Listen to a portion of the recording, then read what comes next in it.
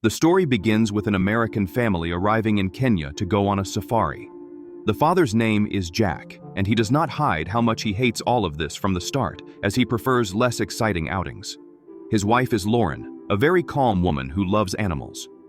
Noah is their son, and Zoe is his older sister, Lauren's daughter, with her deceased first husband. The fifth member of the group is Billy, Zoe's boyfriend.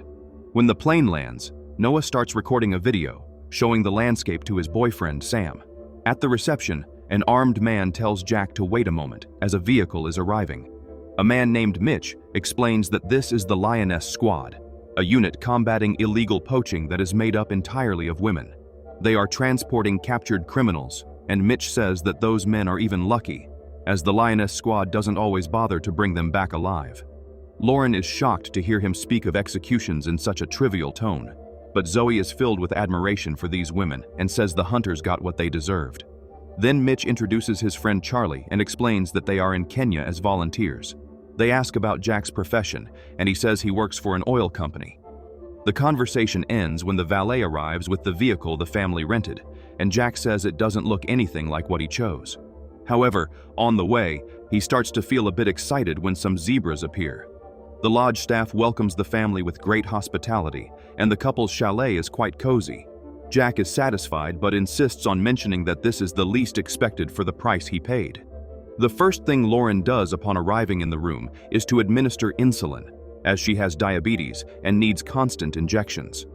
In the other room, Zoe is furious to discover that she won't be alone with her boyfriend, as Jack only booked one extra room. Noah also dislikes the idea but doesn't get as angry as his sister, and even says she should call Jack Dad again. The truth is that Zoe's relationship with her stepfather has been more tense since she revealed her plans not to go to college. Jack thinks this was bad influence from Billy, but Lauren does not see it the same way, reminding her husband that she herself studied medicine and no longer works in that field. Jack's mood remains terrible, and she suspects he is hiding some problem from her, especially since he doesn't leave his cell phone.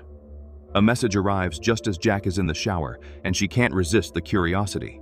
Outside, Zoe and Billy get excited when they find some sage branches and explain to Noah that it has many recreational properties. He declines the offer and becomes a little worried when he sees his sister eating the leaves, as they are far from any hospital. When Jack comes out of the shower, he is immediately bombarded by Lauren's questions. She has just discovered that he is suspended without pay due to an oil spill under his supervision. That's why he is so stressed and keeps recounting every penny spent on this trip.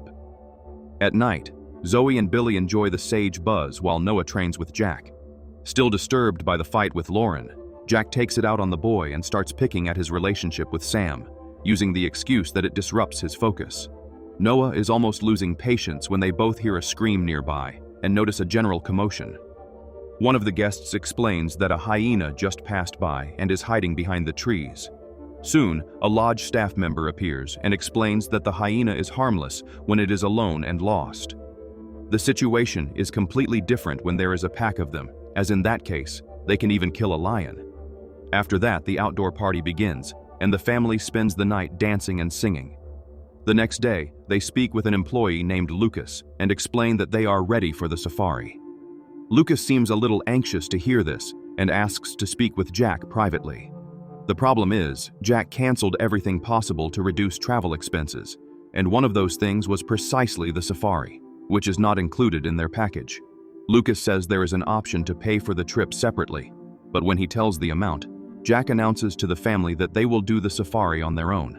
Lauren and Noah become a little apprehensive about the idea of continuing without a professional guide, but they end up agreeing when they see him so excited for the first time since they arrived.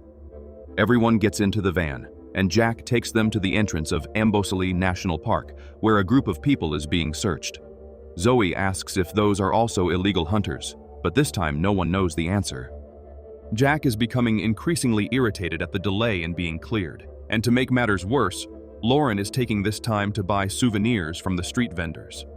When one of the detained men tries to run away, Jack decides to take advantage of the confusion and steps on the gas, crossing the gates without authorization and, more importantly, without paying. Ironically, this seems to regain a little of Zoe's respect, and even Billy applauds him. However, all this excitement starts to fade after several kilometers without spotting any kind of animal. Lauren is eager to see a rhinoceros, and now Jack is starting to like his new challenging and adventurous lifestyle. Therefore, seeing a sign prohibiting passage, Jack decides to ignore it and explore the so-called forbidden area. It doesn't take long before Billy lets out a scream and points out the window. There is an animal hanging from a tree branch, which seems to be an antelope or something like that. Zoe is disappointed because she was expecting a living creature, but soon becomes intrigued by it, wanting to know how it got there. Noah takes advantage of the general atmosphere of rebellion and asks to drive a little. Jack starts mumbling something about insurance, but Lauren convinces him to let the boy try and takes the opportunity to administer her insulin. Everyone complains when he suddenly brakes, but then they discover it was because of a majestic rhinoceros right in front of them. Lauren is ecstatic and starts taking photos until she sees something even more unmissable, a baby rhinoceros. Billy is the only one who immediately understands the danger of this, as one should never be between an animal and its young. Jack agrees with him and asks Noah to move the van back a little, but the boy fumbles with the pedals and ends up making the situation worse. The rhinoceros turns its head toward them and starts pawing one of its feet on the ground in a clear pose of attack. Noah becomes even more nervous, and the van completely stalls, to everyone's despair. When the rhinoceros charges, the vehicle is hit squarely and pushed several meters. Jack struggles to switch places with Noah and goes back to the wheel as soon as the beast releases the van. He tries to reassure the family, saying the attack is over and the worst has passed, but everyone sees that it is not quite like that, as the rhinoceros only went around to gain more momentum. This time, the hit comes from the side, and the horn pierces the bodywork, injuring Jack. The rhinoceros lifts the van, causing the vehicle to tip over and creating a massive wreck. When they confirm that the beast has truly left, Lauren begins to tend to everyone's wounds. Zoe is crying a lot because she hit her head and dislocated her shoulder, but the one who got the worst of it was Jack's leg. After Lauren finishes the first aid, the family gathers to try to flip the van and soon gives up, seeing that the weight is too much for them. Billy fashions a makeshift crutch for Jack, who is moving with great difficulty, and Noah notes that there is no cell phone signal there. Lauren starts to get nervous, and Jack gets irritated, demanding gender equality and saying he is no more obliged to save everyone than she is. In the midst of the argument, he states that someone from the park must be on the way, but Zoe reminds him how they got in there. The vehicle was never registered, and for all intents and purposes, no one knows where they are. Noah suggests walking to the exit, and Lauren says that's madness in the midst of so many ferocious animals. Zoe says that the recommendation is always to stay close to the accident site until someone shows up. However, Billy observes that this road is in a prohibited access area, and there is a chance that no one will pass by for a long time. Suddenly, Lauren begins to feel unwell, and Noah goes to look for her medicine, discovering that the insulin vials have broken. The same thing happened with all the water they brought, as Zoe did not allow anyone to use plastic bottles for ecological reasons. Billy doesn't know much about his mother-in-law's disease and asks Zoe why everyone is so frantic. She explains that her mother will go into a coma if she does not get insulin in 8 hours. Their conversation is interrupted by a hyena, and Billy remembers what Lucas said the night before. Seeing that it is just one, he begins to yell and roar at it, throwing handfuls of dirt. Hardly does he turn his back, celebrating victory, and the rest of the pack begins to emerge from behind the bushes. The family runs into the van, where they huddle in fear of the hideous screams, until the hyenas finally decide to leave. As time goes by, it becomes clearer that no one ventures into that side of the park, and Lauren's health is deteriorating.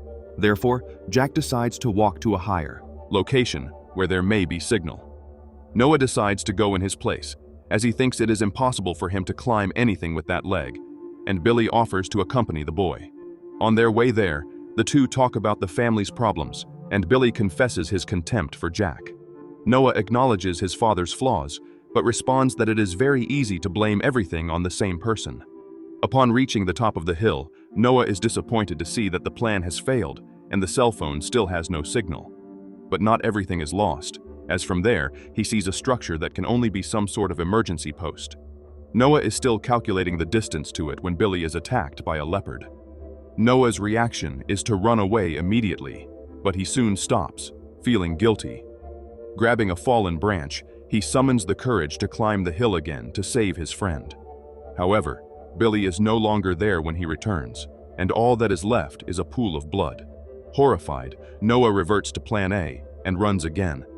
Zoe is devastated when he arrives, telling what happened to her boyfriend. While Jack comforts her, we see that Billy is hanging from a tree branch, still alive. He lifts his body with difficulty and sees that the leopard is sleeping just nearby. When Zoe calms down, Jack accompanies her back to the van, and they find it surrounded by 3 hyenas.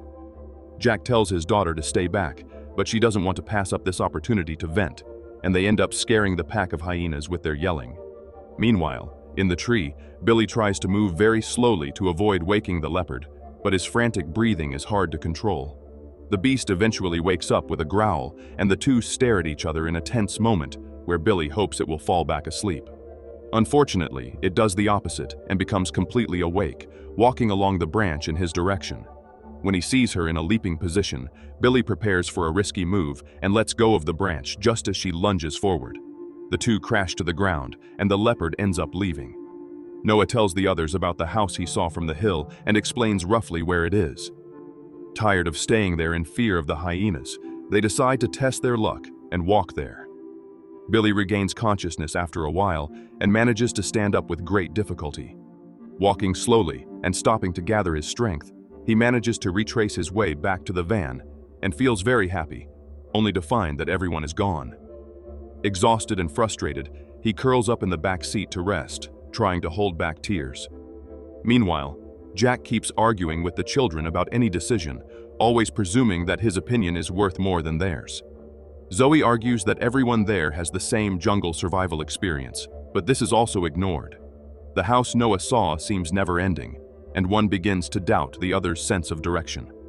The journey continues until the family comes across something truly horrible. The same rhinoceros that attacked the van is lying next to its calf, and its head is disfigured as the horn was ripped off by illegal hunters. Lauren refuses to leave the defenseless calf behind, but Jack convinces her that they cannot save the animal in their current state. He promises her that as soon as they get help, he will return to rescue the calf. Billy is sleeping soundly when a car stops right behind the van. 2 tourists get out to see what happened and start calling out, asking if anyone is injured, but Billy doesn't have the strength to respond. Fortunately, the couple does not give up and gathers the courage to check the inside of the vehicle, getting a huge scare upon seeing the boy in that state. Zoe begins to get angry with her brother for not having found what they were looking for. Thankfully, they come across a river along the way. He apologizes for not having seen it from the hill and then opens the park map, using this new information to better calculate the route. Lauren needs to rest for a few minutes before continuing, and then they begin planning the crossing of the river. Zoe doesn't want to enter the water, saying there could be crocodiles, but then she remembers that outside the river is also not safe when the pack of hyenas resurfaces. The family hides behind the rocks at the riverbank, trying to fool the predators. The pack of hyenas manages to find them without any difficulty and is about to pounce when the sound of gunshots frightens them away. Jack breathes a sigh of relief upon recognizing Mitch, who is with a large group of armed men. And that's not the only stroke of luck, as the couple of tourists are also arriving at the lodge with Billy, and he explains everything to the authorities, who immediately begin the search. Meanwhile, Mitch welcomes the family to his camp, but that doesn't help much with Lauren's condition, as they don't have any insulin. Jack implores someone to get help before it's too late for her, and Mitch says he will try the satellite phone. At that moment, Zoe looks at one of the bags on the ground and sees a rhinoceros horn still stained with blood. One of the men quickly covers it up and looks at the girl sternly, saying she shouldn't have seen that. Mitch realizes he has been discovered and starts to explain himself, saying he is helping the local population sustain themselves through this trade. Jack swiftly interjects that it is none of his business what others do with their lives, making it clear that he does not intend to report anyone. Zoe interrupts this speech before he embarrasses himself further, clarifying that these guys never had any intention of helping them. Mitch doesn't even bother denying the accusation and orders someone to tie up the guests. The group of hunters intends to leave the next day, and the plan is to let the hyenas eat the meddling family. As Mitch walks away to negotiate the merchandise with clients, Jack apologizes to his 2 children for caring too much about insignificant things throughout his life. He says he is very proud of them precisely because they are the opposite of him. The siblings become emotional with these words, while Jack loosens the rope around their wrists. Without anyone seeing, he unties his children and formulates a plan for escape, asking Zoe to drive the Jeep and Noah to carry Lauren. Jack's role will be as bait, running off to the opposite side without much discretion. The hunters fall into the trap, and all pounce on him at once. As the camp becomes deserted, Noah and Zoe take Lauren to the Jeep. They hear the shot when Jack is hit in the shoulder, and Zoe wants to go back to save him, but Noah doesn't let her stray from the plan. Jack still manages to get up and even keeps walking after the second shot, which leaves Mitch astonished. Zoe struggles to get the Jeep started, trying to ignore the sound of gunfire. When Mitch manages to reach Jack, he thanks him for the experience of hunting a human for the first time, and then gives him the mercy shot that ends his life. With the ensuing silence, Mitch hears the noise of the Jeep, as Zoe still hasn't been able to start it. Lauren opens her eyes for a brief moment and tells her daughter to stop trying for a few seconds. Noah warns that the hunters are coming, but she stays calm and signals to Zoe when it's time to turn the key again. The tactic works well when Mitch is almost upon them. Determined not to leave any witnesses, he orders everyone to chase that Jeep. Noah asks his sister to drive faster, but she can barely see anything, and Mitch manages to catch up with her in just a few minutes. However, Zoe compensates for the slowness with her daring, and instead of stepping harder on the accelerator, she decides to abruptly turn the wheel. Used to more defenseless hostages, Mitch isn't expecting this and loses control of the Jeep, crashing head-on into a fallen tree. After confirming that Charlie is done for, he drags himself out of the car and collapses on the ground, severely injured. It is then that he hears a chilling whimper and realizes he is surrounded by a pack of hungry hyenas. Even he perceives the irony of fate and bursts into laughter, knowing that this is his end. Zoe lets out a scream of joy upon seeing that they have reached a road, but then sees that more bandits are coming down it and quickly turns around. She turns off the headlights and crouches down, hugging her brother and trembling with fear. The hunters park a few meters away and get out of the car armed, walking toward the Jeep. It is then that another vehicle appears, well lit and also full of armed people, but all women. It is the Lioness Squad, which arrives shooting many bullets and thus eliminates all the bandits. Billy is with them, and Zoe runs to hug him, very happy to see her boyfriend again. Lauren is finally treated and manages to save herself, but she cries a lot upon learning of Jack's death. She, her children, and Billy return to the park as soon as they recover and make a donation in Jack's honor, helping to create a safe space for orphaned rhinoceroses.